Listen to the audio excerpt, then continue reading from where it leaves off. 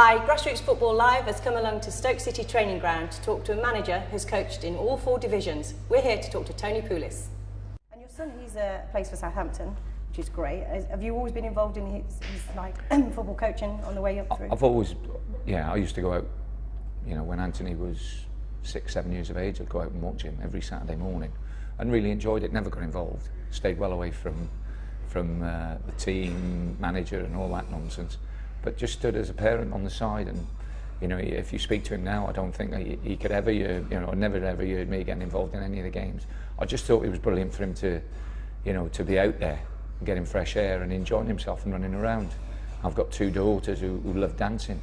One's in Manchester dancing at the moment, and my other daughter, the middle daughter, she goes dancing, or she used to go dancing 3-4 times a week, during the night. So we've always been a family that I think have been active rather than sitting at home watching the blinking television. Yeah. And did you find that your son's club coaches, as he was going through the ranks, looked for you for advice at all, knowing what the job that you did? No, I stayed right out of it, and my big thing with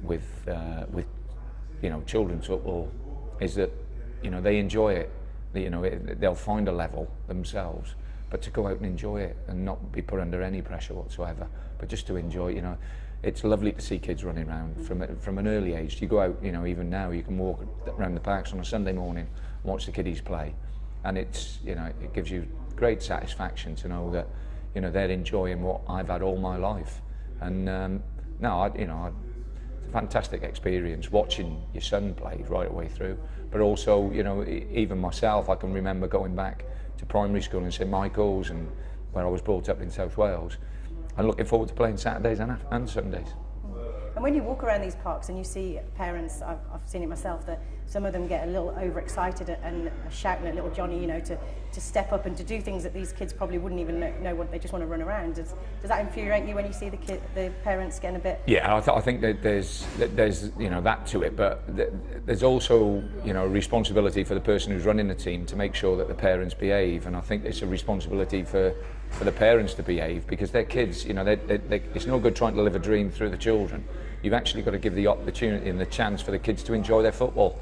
And if they've got someone shouting on their backs all the time, they won't enjoy it. They'll walk away from it. And that's the last thing we need to do in this country. We need to encourage people rather than discourage them. And do you think there's a lot of pressure on kids these days? There's big teams, academies, scouting kids at age 5, 6. Do you think that yeah, that used to happen, I'm not really that enamelled with overcoaching kids at a young age. I think they should develop themselves.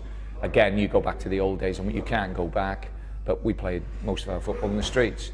Now there's great tournaments and organisations that organise 5-a-side tournaments for kiddies. They run different development centres for the kiddies.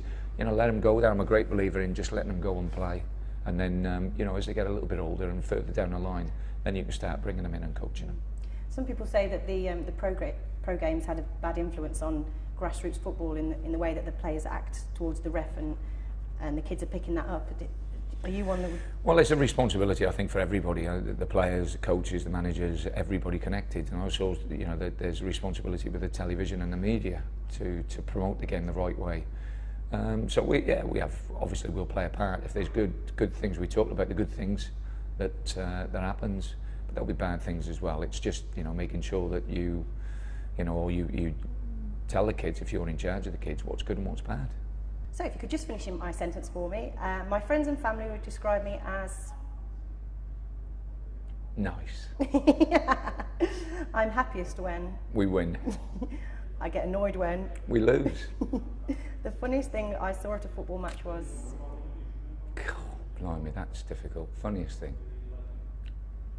Physios falling over when they run on the pitch. Always makes me giggle. If I had a magic wand, I would... make sure that Stoke City stay in the Premiership for the next 5 years, at least. If I wasn't a football manager, I would be a... I'd want to work with children, teacher, as much as anything else. My favourite part of match day is? Preparing the team, the half an hour before we go out. If I had to give one bit of advice to a budding footballer, it would be? Dedication, above anything else. Grassroots Football Live, Birmingham NEC, June the 12th, June the 14th.